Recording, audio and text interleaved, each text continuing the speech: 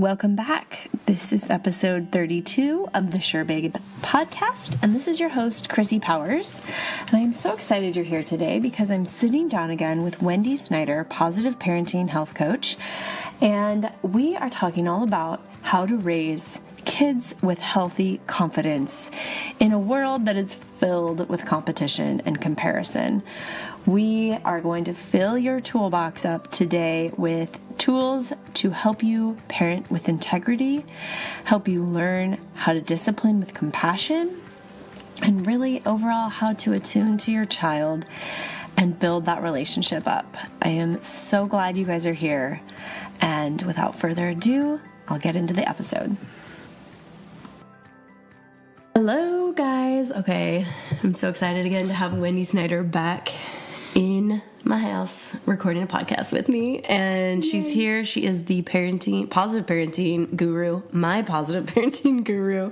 You guys all love her, and she's back here, and we're going to talk today about instilling healthy confidence in our kids in a very competitive world, which we all know that's the world we live in today. So welcome back. Thank you so much for having me, Chrissy. I'm so excited to be here again. Yeah, and sorry for my voice. I'm recovering from another cold, but you got sexy voice. I got sexy voice on the podcast today, so I was like, I am not passing up this opportunity because every time I talk with Wendy on the podcast, I get so much out of it, and I know you guys do. So yeah, let's get into it. I wanted to talk today about how to instill healthy confidence in our children, because I feel like just being a new mom, I say new because I'm like new in the educational world. Like my son's only in first grade, but already I am noticing like, bam, this is hard. This is like competitive. They're expecting him to read at like the stuff I read in third grade. And I'm sad and by that, because I don't want him. And once again, I'm already noticing it comes back to me. Yeah. I don't want him to feel how I did. Yeah. And so I'm always trying to build my kids up. And I don't want him to be cocky. We just talked about that too. We're like, we don't want them to be overly confident, be like, I am the you know what. But we want them to know who they are.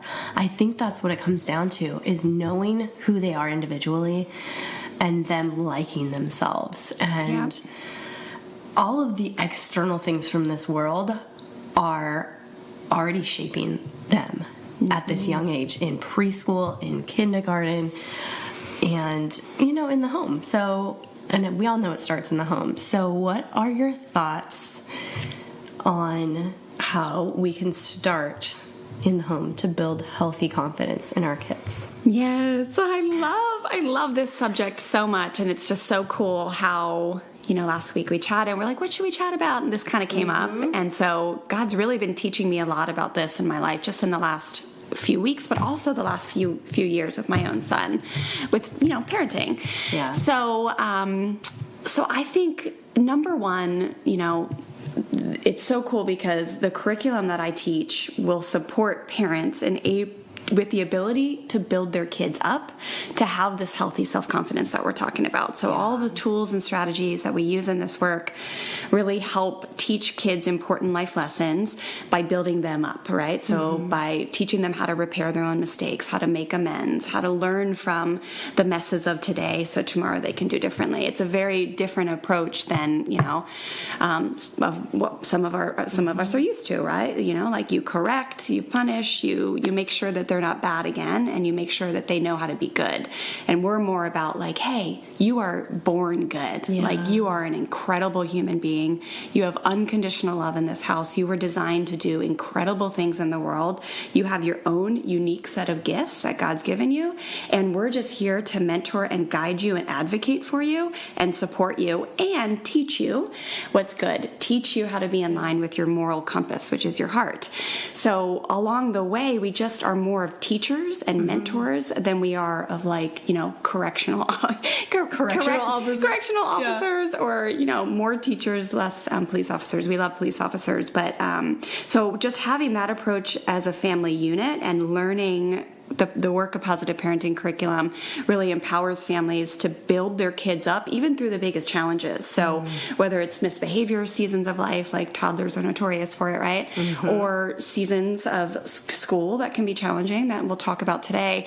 But it all is kind of this beautiful growth period it turns into when you have this work behind your family unit, because you can tackle anything with integrity when you have tools and you know how to teach your children how to handle themselves, even though they're facing a lot out in the world, how to handle themselves with integrity, even when they're feeling strong feelings of anger and jealousy or dethronement from a sibling or whatever it is. Like, life's going to throw you challenges. School system's going to throw you challenges.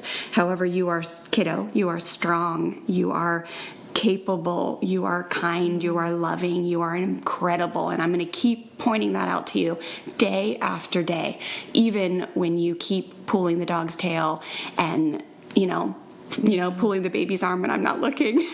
Yeah, that was or happening. like talking back or any of those things. But so it really starts there of understanding what that looks like. How do you parent in that way? And then once you become, more fluent, then you can tackle the bigger problems. Like, you get a call from school or you have a meeting with a teacher. Yeah. I was going to bring that up. I was going to say, let's give a little refresher on positive parenting on how you would implement that. Right. Because I do agree that kids are all good.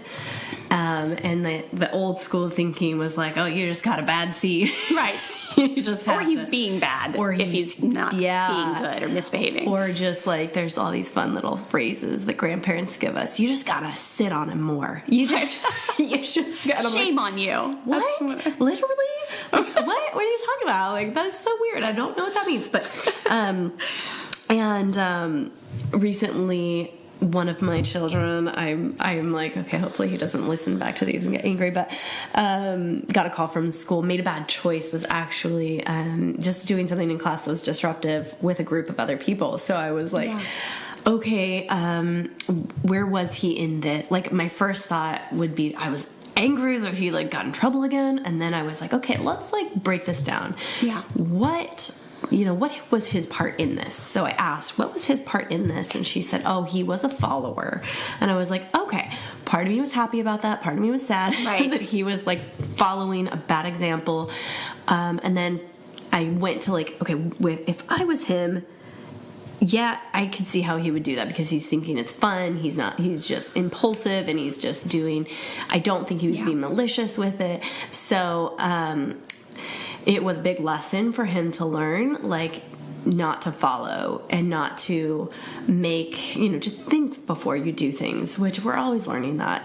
Yes. Especially, I feel with boys. I'm like, please think about that. Is that a good idea? Is that a bad idea? We're always learning it as parents. Yeah. And so I didn't want to, I knew it was a big thing in his life that, he'll probably remember this, his first trip to the principal's office. And, he'll probably remember this, and I don't want him to remember that I just punished him because he did something bad. I wanted him to learn the lesson. Beautiful. To think about, is this the right choice to follow what someone else is doing just because it looks fun?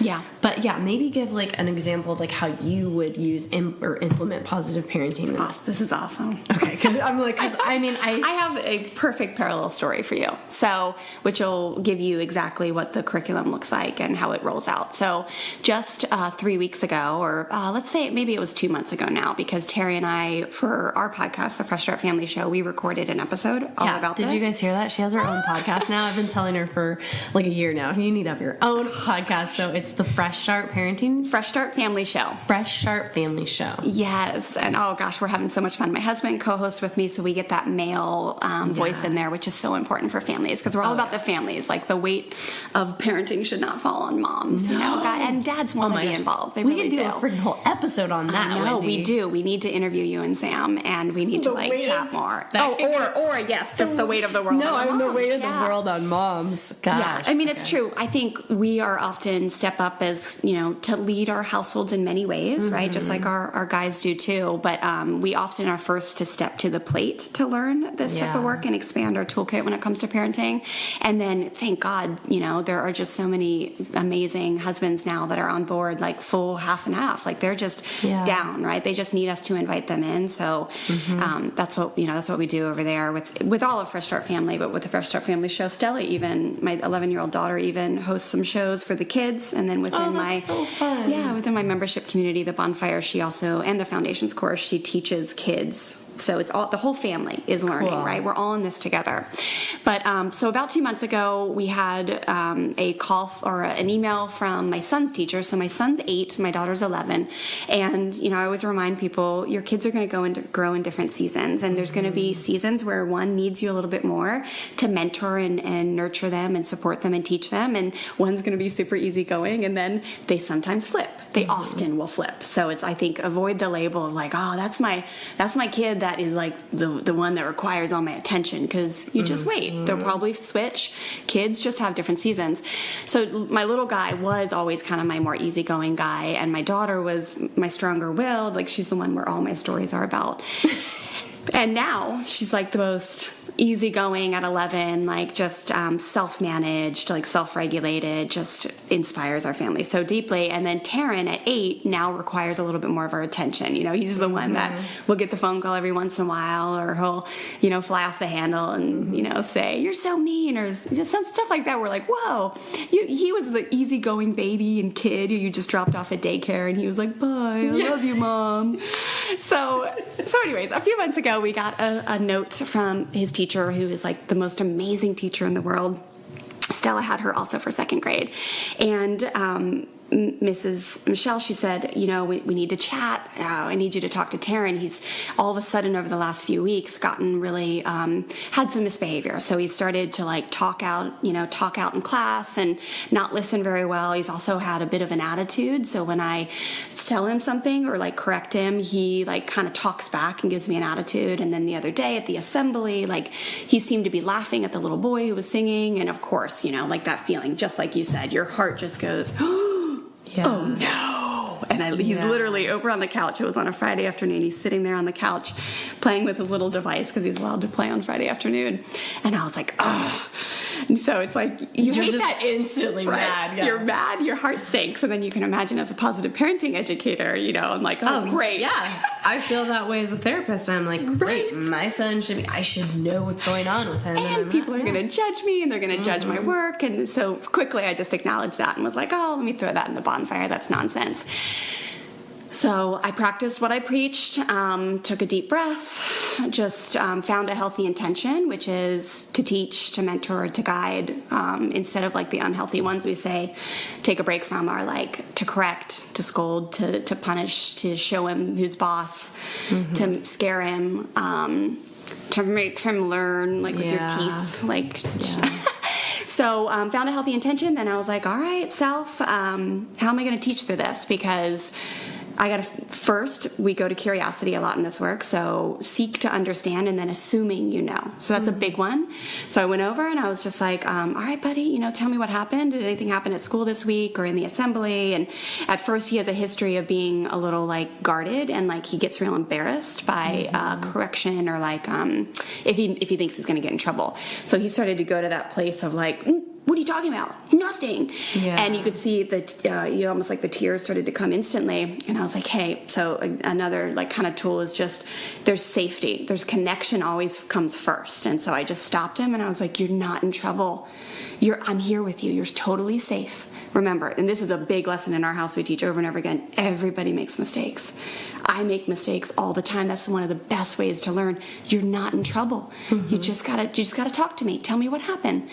And slowly but surely, he started to tell me everything that happened, and just told the truth, and I was like, thank you so much for telling me the truth, and just got underneath what was going on and why it might have happened, like the whole questions of like, all right, well, who is there boys that are talking, and like, you know, do you feel like you have to chime in, or you know, when the boy was singing on stage, were you laughing or were you just chatting? And you know, and then I got to teach like the lesson of like, hey, if your friend jumps off a bridge, do you think you're going to jump off a bridge, right? Like, so that without that mistake, I wouldn't have been able to sit there and teach him that very important lesson that is so valuable, right? Like the whole bridge, your friends jump off a bridge and you don't, like that is a beautiful lesson that came out of that mistake.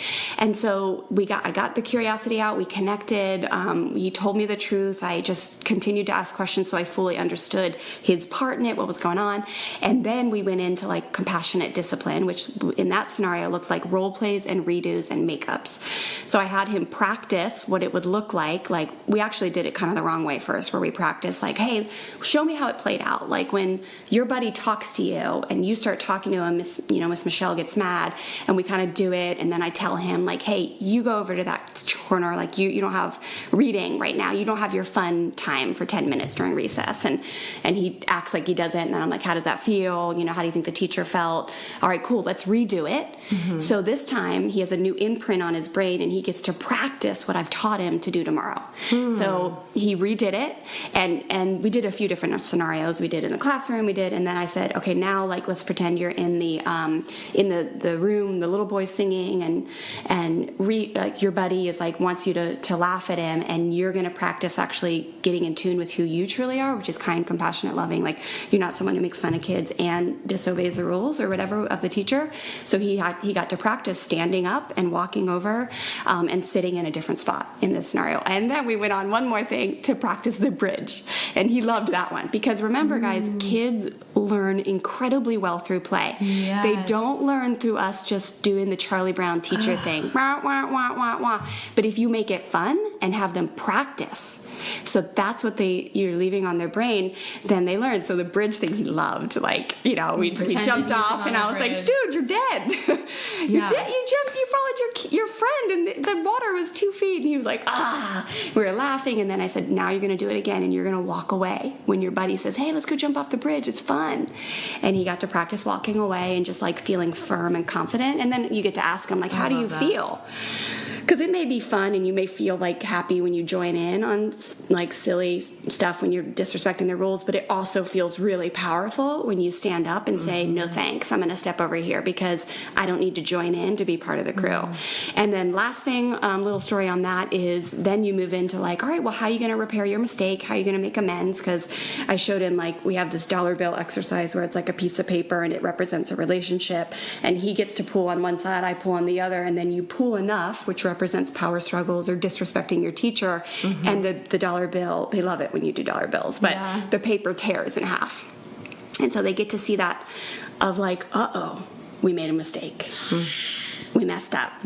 How are we going to make amends? How are we going to get this back together? How are we going to repair the relationship? So then I said, what do you think you could do as a makeup? A makeup is like an act of service. And I'll keep telling. I'll keep telling the story. And we have a little intruder movie woke up, but Wendy's going to keep telling the story too. I'm going to keep telling the story. I'm going to talk to you listeners, and she'll join us. It'll be perfect.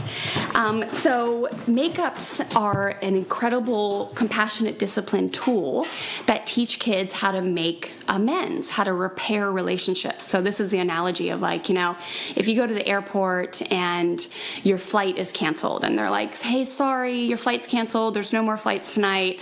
So sorry.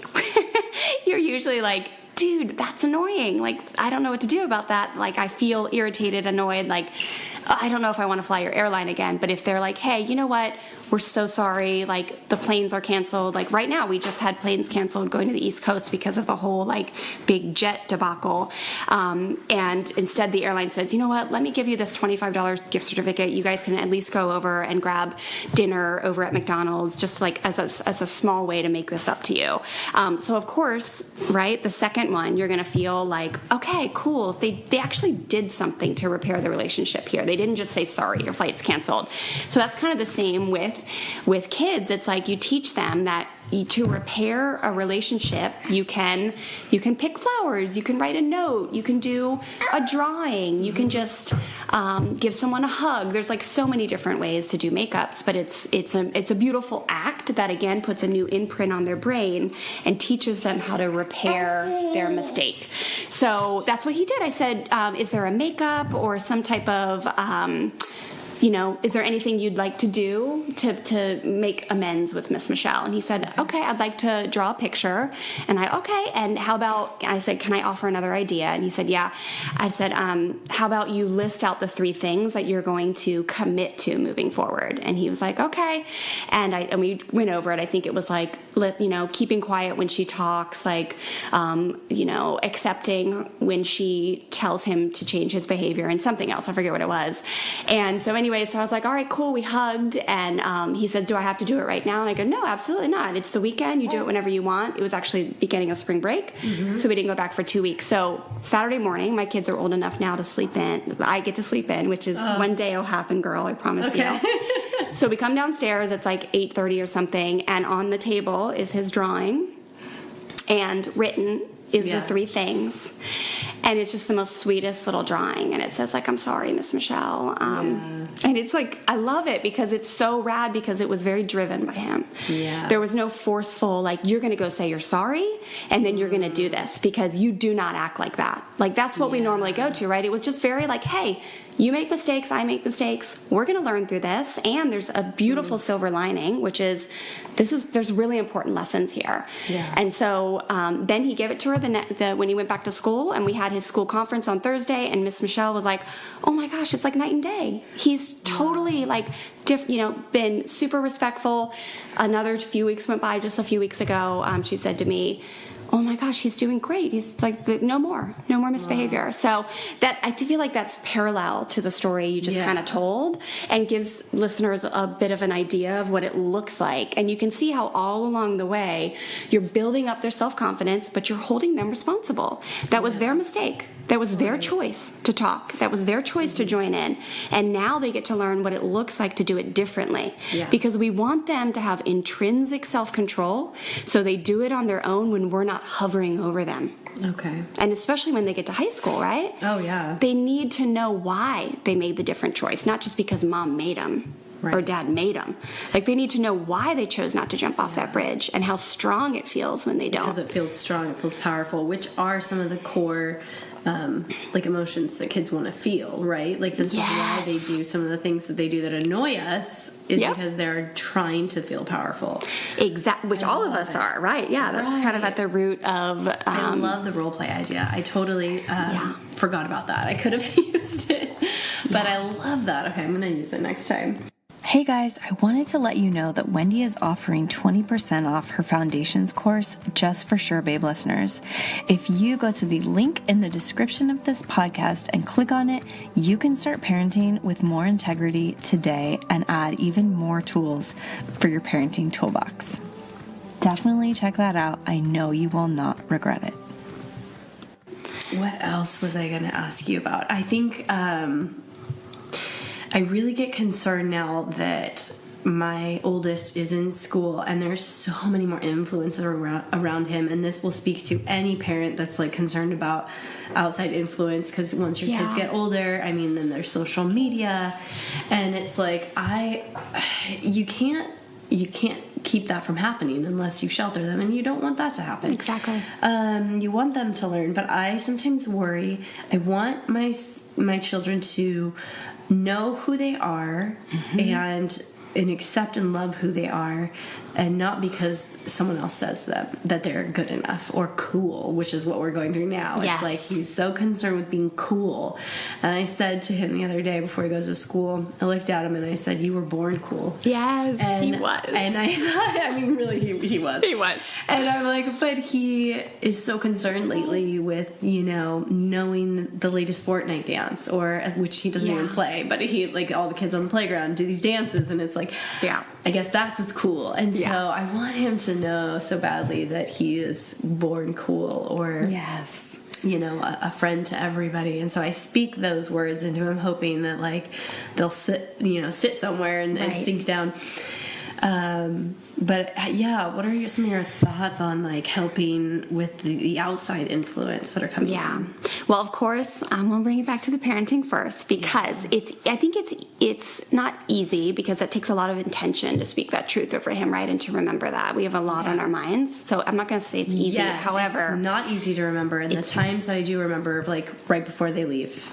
Yes, and it's not somewhere. So it's not easy. However, I'm going to say this. It is easy to do that when it's calm, things are great, and he's got his hair combed, and he's put on his shoes, and he's like not got the like shirt with spaghetti sauce all over it, and he's listened well, right? And you say goodbye.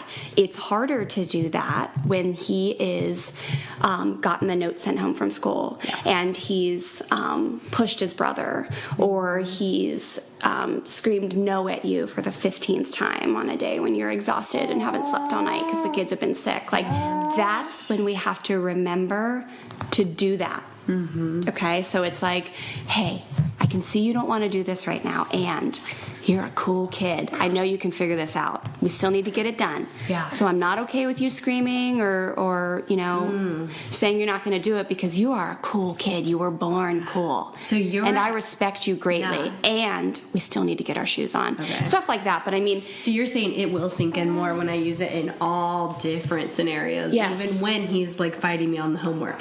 Because that's classic. Remember, that's classic. That's where we I think get into trouble is we think we give it to them when they're deemed good, but when they're not being good, we make sure that they know they're wrong. Got it. But they're not wrong. They're just making mistakes. Right. And a lot of times if we can find out where they're right, that's where the self-confidence comes in. Got it. It's like, all right, cool. I'm not like wrong. I'm not dumb. I'm not doing it wrong. I'm not doing the dance wrong, the Fortnite wrong. Yeah. I'm just learning how to do it. Yeah. So can you see how that's a parallel? I can see it, yeah. And so I can tell you for sure, not from theory about the psychology of this work, but by application over the last 10 years, I see it 100% in my kids. And it works, like but it's hard. It's very hard. It takes a while just to get out of the mindset of like, I got to correct them. I got to fix it. I got to make sure they know they're wrong because this is not okay in our family. To like moving into like, all right, you made a mistake. This is not okay in the classroom. I'm here to teach you. We're going to learn how to do it a different way tomorrow. Do you feel how that's more in line with your true character, little one? And they're like, yes. That's what you leave them with. That's who I am. I'm cool, I'm strong, I'm capable, I'm kind, I'm respectful. In all scenarios. Okay. I like that. I'm going to start using that, and maybe that will help jog my memory too when I'm in the hard situation, because all I'm thinking about is like, this is not what we do. This is not who we are. This is not your, all those like, and I'm like, but then he just it doesn't cross to him, I think. And well, then you go on to say the truth, right? Well, the truth is you're a cool kid. Yeah. This is not who we are, and you're a cool kid, man. You are kind and loving and capable, and like no matter what challenges come your way, like that's who you really are all the time. So here's a situation to practice, because it's easy to practice when you're on a smooth road, but when you're on a rocky road and the ground's unstable, that's where they're gonna forget. So they need to practice on that that like kind of shaky ground, which our home is a perfect environment to do that. Okay, let's close in talking about the school system, and we're not going to get to. Sorry for the interruptions. We have a third person. Welcome to the podcast. Hi. Because I mean that could be a whole episode on the modern day school system, but it can be tough as a parent to get report cards home already in first grade and see that your child isn't matching up what grade level says, and sometimes it's really it hurts you personally. And I was listening to another podcast on the Super Soul Saver podcast with Dr. Shefali, and it was all about the awakened family and how really our children are not born to fulfill us, and they are not born to meet our expectations. And so we might have expectations that we expect you to get A's, and we expect, but this child might just say, no, I'm not going to do that. And so it really affected me, because I was like, I don't ever want my child to feel behind or to feel less than or not smart. And now we're in a system that grades him and tells him, or me, I don't let him see his report cards yet, that, he's behind, or he's, not where he should be. And so it gets really competitive now, and really is like way more competitive than when we were young. So what are some of your thoughts on being an advocate for your child in a school system that might not bring out the best of their gifts that they're born with? Oh, I have so many thoughts on this. I love this topic. Okay, so first off, I think when we approach it with like the utmost respect and admiration for the school system, because what happens these days is they're receiving funding from the state for the testing. And so they're doing their best to get the funding that they need to pay the teachers, to pay the staff, right? Like at our local elementary school, because we're in public school system, all of our like pretty much science, music, and arts now is all parent funded. It's crazy. Like we have to raise so much money to get our kids taught this stuff, right? So funding is a problem. So, it's like the way it's designed and the laws and everything, it's just kind of the state of the way it is right now, is that they are trying their best to prepare them for, Stella's just about to go in at 5th grade next week to testing. It's like, it's all around the testing, right? Testing starts. But it's based on, they're just doing their best to get the funding so then they can pay the teachers to teach us. So that's what my understanding is, right? So thank God years ago we were given the recommendation to watch The Race to Nowhere. Have you seen that one yet? I haven't. Oh my gosh, that's like a must-see for everybody. It's probably like a decade old now. And there is a Race to Nowhere 2, but I believe it's on Netflix. And we watched it when Stella was in kindergarten, and it really set our forward motion and path on how we were going to approach the school system and how we were not going to kind of buy in to the race to nowhere. And the race to nowhere means we're amping up the academics and making them all think that they need to be at this certain level and this like almost average. Everybody's good at everything. Like you got to get at least B's across the board in everything. But that's not the way humanity's designed, right?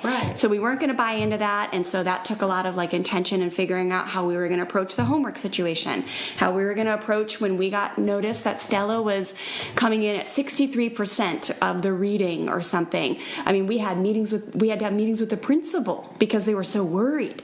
And we were like, what are you guys talking about? Worried about her reading? Oh, she's 63%. She wasn't reading at the level that she needed to be reading at.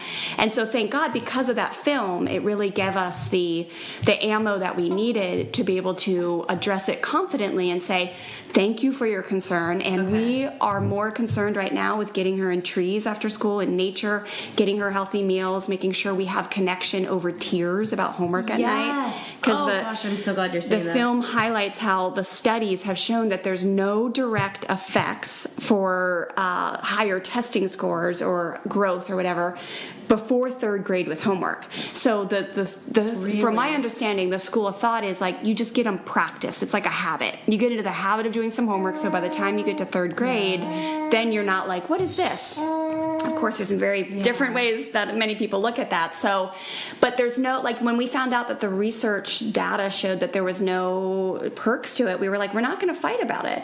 So we chose to put it in her hands from day one.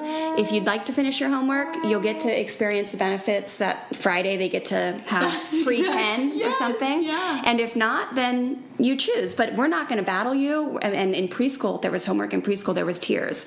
Yeah. So we learned very early from that film to address it in a way where we just empowered her, and we did not worry about the testing being low. Okay. So 1st grade, she went into 1st grade, and they were like, oh, okay, we'll see if we need. And then by the 2nd grade, I love how confident you were. By 2nd grade, awesome. It was from that film. Yeah. But by 2nd grade, she was Zooming. Yes. Now she's like killing it. That's exactly how I feel about Waylon. I think he will catch on when he's ready. I think he will kill it later. I think his mind is just working at different things right now than other kids are, and that they deem good. But what will prevent him is if we freak out, hover, pity, rescue, yell, threaten, tears, homework. Okay. Like a lot of times the school system will think, because, a lot of them aren't, they haven't been exposed to all, there's so much information out, right? I mean, they're just doing the best that they can, but they'll give them more work at night to try to make them better. And we were we were like, no, we're not having any more work. And at that time we were like, we're just not, like, there was like these little flashcards that they had to do, and we were like, meh, go climb a tree. Yeah. So so that was that scenario, and it worked out. It was a little bit of an experiment. I always told my friends at the time, we're just going to follow the race to nowhere thing, and the film also highlights the dark side of it. There's dark sides when we follow that race. Okay. And it's not, we need to be aware of it. The race there are 13 making your child compete. Yes. Okay. Preparing them for college when they're sophomores in high school. Yeah. There are dark sides. There is depression. There is suicide. There is, I mean, my little cousin goes to UCLA. Her roommate committed suicide at Christmas. No. Because she was so stressed out by school. She was a straight A student. Like, what's going on? Like that. It's not okay. Yeah. So there, one more thing about that is there's a really cool TED Talk by a kid. He was a 13-year-old boy. He was homeschooled up in Tahoe, and his whole talk is about how he just wants to be happy and healthy when he grows up. Yeah. And people were very uncomfortable with that, so he actually like designed his whole homeschool experience to like really go for what he loves in life, and that had to do with like the skiing and snowboarding industry, and like he designed like all of his learning around business and all this cool stuff. And that was probably 4 or 5 years ago. He probably isn't, I don't know what he's doing now, but it was a very impactful TED Talk because that's what we want for our kids. We have to remember. And so let's not buy into the like, we've got to keep up with the Joneses and the averages, and just instead meet the teachers where they are and say, hey, I'm going to advocate for healthy kids. And healthy in my reality looks like nature, self-esteem, nurturing what they're good at, right? Like another great TED Talk is like, what would happen if we nurtured our kids in what they're good at and what they love and they're gifted at and they're passionate about, versus getting them tutors and hounding them for all the stuff they're not excelling in. Like, imagine that world, right? Like, Stella is now 11 with her entrepreneurship. It's crazy. Like, awesome. And music, like she's a really good drummer. And she's amazing. I've seen her. So that's kind of the take in a nutshell. And I love that, because already, like, I've felt pressure, like, he should be in all of his friends are in, baseball and soccer and hockey and all these things that their Saturdays are taken up, and I'm like, oh gosh, we don't want to do that yet, like, and I'm kind of thinking he doesn't want to, but I say, okay, well, we've been real firm about that. Do you want to do a sport? And he says no. He keeps saying no. Yeah. Well, you know what? And I'm like, okay, well, do I need to make him do a sport because he'll be behind? And this is also what the doctor was talking about in the other podcast I was saying with Oprah. Dr. Shabali said, she put her daughter in ballet at 8 because she wanted to finally do ballet. And then the ballet teacher was like, oh, well, she's going to have to be in the class with the toddlers because she's new. And she would like talk about it like a shameful thing, because she's like, all the other girls have been doing this since they were like 2, and she was blown away that she had missed the boat already at 8.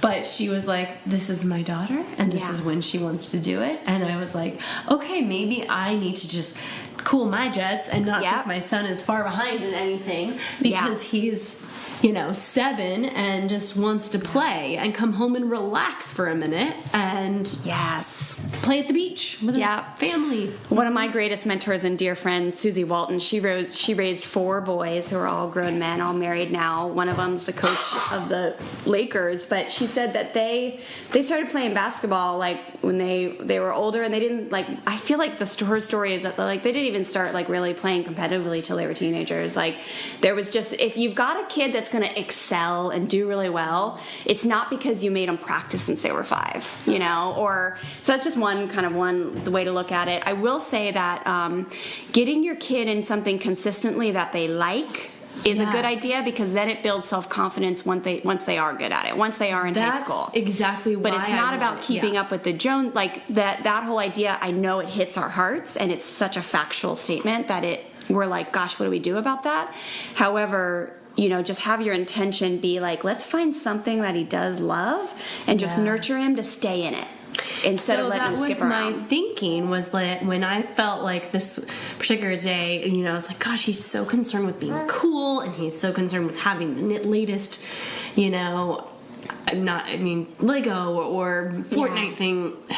I don't like Fortnite, but regardless of that, I was just like, I want him to find a little bit of confidence more in something else, because I know that there are things that shape our confidence and our personality. Yeah. When we realize I'm really good at that.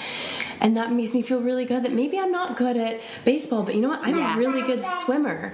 So I was thinking maybe that would help his confidence. It will. But you're doing that though. You're taking him to the beach. He has a surfboard, right? Yeah. Yes, he has a surfboard. He has a wetsuit. Like in our family, we were like no to football, soccer, and baseball because that's just kind of not who we are. And I was a little worried about some of the coaching and the environment. Not all. Like there's amazing coaches out there. However, we made the call to just focus on the skate and surfboarding because that was a little bit more in line with our family. And now Taryn's like loving it, is excelling. But for years and years, he just had a board and he just went to the beach.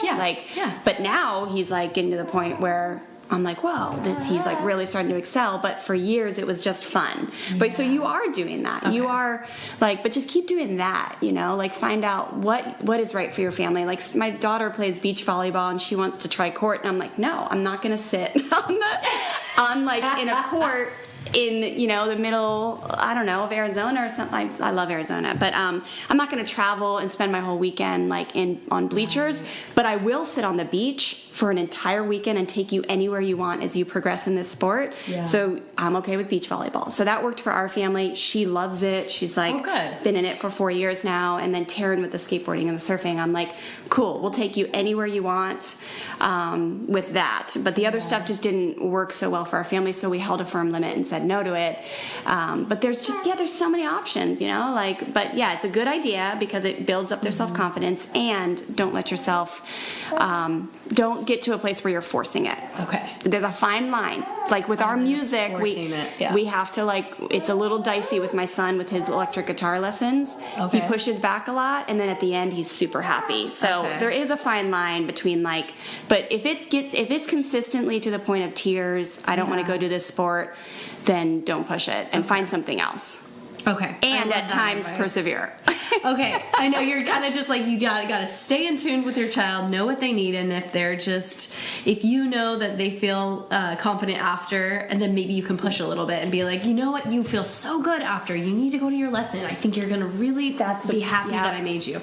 But I think right now we have, our oldest is 7, and I'm just trying to find that out, like what is it that he really wants to do, and he's super into like games and stuff, and when given a chance even though he's such an amazing athlete, he wants to do like chess. And I'm like, cool. Okay, maybe we need to get him into chess class or something. Yeah. We have a chess club at our elementary school. So I think it is just letting them follow their curiosity. Yeah. And then, like you said, being that cheerleader to say, you can do this. I know you're tired today, but this lesson is really good and you feel great after. Yep, exactly. Okay. Yeah. One more thing about that too is we've learned over the years from some great mentors to not push the practicing. Like I'm talking about music, but we've always had teachers where we watched it go down with Stella for 5 years, and now she's at the point where she's a pretty advanced drummer. But we never made her practice. We only did it for the joy. Only did it for the joy. Her teacher was fully behind it, and now we do the same with Taryn with the electric guitar. And we always have to remind his School of Rock teachers, like, hey, just a reminder, we're here to have fun and enjoy it for the love of the music. Yeah.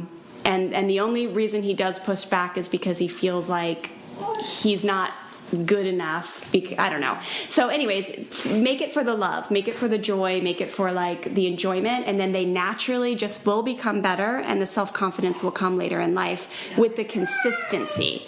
But I find that a lot of kids just bail if they have to practice. Okay. Which is what I did when I was 10. Me too. I bailed on piano because I literally remember the day I bailed. It was summertime. We grew up on a lake, and so I was in the lake swimming with my friends, and my mom forgot my piano teacher. It was piano day. Yes. And she goes, you gotta get out of the water, your piano teacher's here. And I was just like, no, I don't want to. I want to swim. And I I quit that day. Exactly. And I was just, she gave up. It wasn't worth pushing. And, I mean, now I'm like, gosh, I wish I could play piano. But. Right. And that's not meant to. But that's the thing that, like, you gotta bring up to kids. But I'm a really good swimmer. Yes, I love it. And you stuck with swimming. So okay, this was such a good talk. Thank you so much for being here. Hopefully it encouraged some of you moms out there struggling with some of these things, wondering how we are going to get our kids to be confident in who they are, and help them develop who they are, and not be so influenced by the outside world, because we know how tricky it is right now. Like, it's just kind of like a minefield. I feel like you're just like, okay, we're gonna take care of that one, and then there's the next influence that we gotta take care of. So thank you. And imagine once they're in high school, so when we're not able to be there. I feel like everything I'm doing now is preparing for high school. I'm preparing him so he can make good choices in high school. And it really is. College and all that stuff. It is. It really is. Like, we're in it for the long haul, and you don't want to put crazy pressure on yourself, but do know that getting intentional and purposeful about it the benefits are there, and they may come years down the road, but I can tell you from applying this work in my own family, it's pretty crazy to see the harvest that it now has created in, like, an 11-year-old and an 8-year-old who's had it for 8 years in our family. But it's just incredible. It's like Stella in particular, to see her confidence out in the world, but her, like, healthy confidence, right? Confidence, she could have, I think, if we took it down a different road, could have had that unhealthy, cocky self-confidence, but instead she's able to, like, follow her dreams and chase her vision for what she wants in life, and just have a healthy self-esteem. And I really do attribute a lot of it to this work. That's awesome. And just side note, if you feel like you're failing at it, just know I am right there with you. I know, yeah. But I feel like every time we talk, like, I'm getting better at it. Yes. And I feel like every week I fail, I do something, but I learn from it. And I'm like, okay, that's when, in this moment, I shouldn't have said, do this because I'm your mother and you don't talk to me that way. Right. I should get down on his level and be like, hey buddy, that really hurts my heart. It makes me feel like you're not treating me like a good friend. Or let's try that again. Let's try that again. Let's do the role play. And so, just so you know, like, you don't get it right away. It doesn't, but it's all about starting the work and being aware. And then it's over time. Like you said, Wendy, you're like at 11 and 8 now, and your kids are like, you've got it, and you still have the triggers and the emotions that we all have, but it's so much more natural, and it really is a journey. And that's why I feel like, okay, we're on this positive parenting journey. We're not going to get it right away. We're not going to always make the right choice as parents, but it gets better each time. It does. And what everyone has to remember too is, yes, it gets better with practice. And like I was reminded when I was at my Orange Theory class the other day, I'm this new fitness studio that is kicking my butt in the best way. But we have to remember, like, the way muscles grow is by actually being ripped. Like your sister would probably know this well.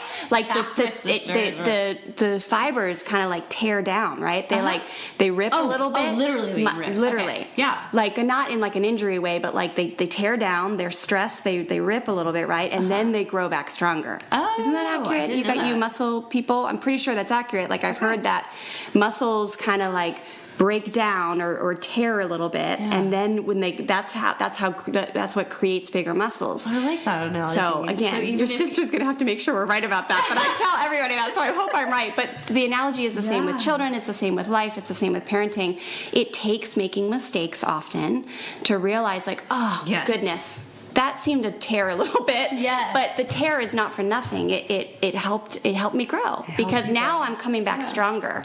And because I made that mistake, but then I learned and I got some support afterwards, tomorrow I did it less. Like, I yelled less, or I lectured less, or I connected more. Even it's just a little bit. But I've been thinking about that at fitness class lately. I'm like, whew. Like, I come home and I'm so sore and I can barely walk, but I'm like, oh yeah, those muscle fibers are torn a little bit in a good, healthy way, and now they're forming back stronger. So and that's what the course and the membership's all about. That's why I designed Fresh Start Family the way I did. Is like, yes, go get yourself educated, whether it's through the Foundations course with Fresh Start Family or books. I mean, there's so many wonderful positive parenting books out there.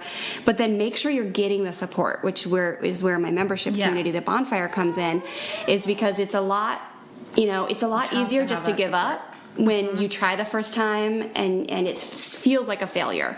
Or especially if you're alone in it. Like, I just know having you and a few other friends that are, this is the way that they're doing it, I do not feel as alone. Yes, yeah, and when you can ask questions. We ask questions and we talk, That's huge. And so that's the membership. That's the bonfire is parents get to actually, like, stay in the learning. You have to stay in the learning with, like, continuous lessons that we have monthly as a community. But then we do live coaching every week, and I just see families, like, the growth that is going on in these families across the world is just, it's nuts. Like, it brings me to tears every single week having them share. Where can everybody find that? So there's always a freebie on the homepage of the Fresh Start Family website. So freshstartfamilyonline.com. And right now, at the time of recording, there's a free communications guide. So it'll give families 20 new phrases that they can use to help their kids listen better and cooperate more. And that's just like an easy. That today. Yes. That one's like, oh, it's so good. People love that one. It's probably like my most popular free guide. And so they can grab that, and then I'll get in touch with them via email and just encourage them. And then so the website, freshstartfamilyonline.com, and then the podcast is the Fresh Start Family Show, and then Instagram, Fresh Start Wendy, and Facebook, Fresh Start Family. Awesome. Thank you so much for being here today. All right. Say goodbye, everybody. Ruby, say goodbye. All right. Thank you guys so much for being here. Well, I hope that fills you guys up with a little bit more hope and gives you guys more tools for your parenting toolbox. If you feel like you're failing at positive parenting, I want to encourage you that you are not. It is all about the daily choice. We're giving our kids choices. You need to give yourself choices, and choices to just fail one day and then pick yourself up the next day, apologize, and move forward in your journey of becoming a more positive parent. I know that's what I do, so I just want to normalize that for you. No one is going to be perfect at this work. I also wanted to let you guys know that we have a Patreon page for Sure Babe, and we appreciate every single one of our Patreons so much. We are now giving all of our Patreons at $5.99 a month a free meditation to really go into different subjects like finding focus and finding your purpose and maybe becoming the better parent that you're supposed to be. But every month I will be recording a brand new meditation that is available just to our Patreons who are supporting us at $5.99 a month. So please consider that if you are into meditation and if they are helping you out at all, which I think they will. I am so excited to create those for you guys. And I also wanted to ask that if you like this podcast, please share it with your friends on Instagram, #SureBabePodcast, and please subscribe and leave us a good review. That helps us out so much, and gosh, I do a little happy dance every time we get one. So thank you guys so much for being here and for supporting Sure Babe.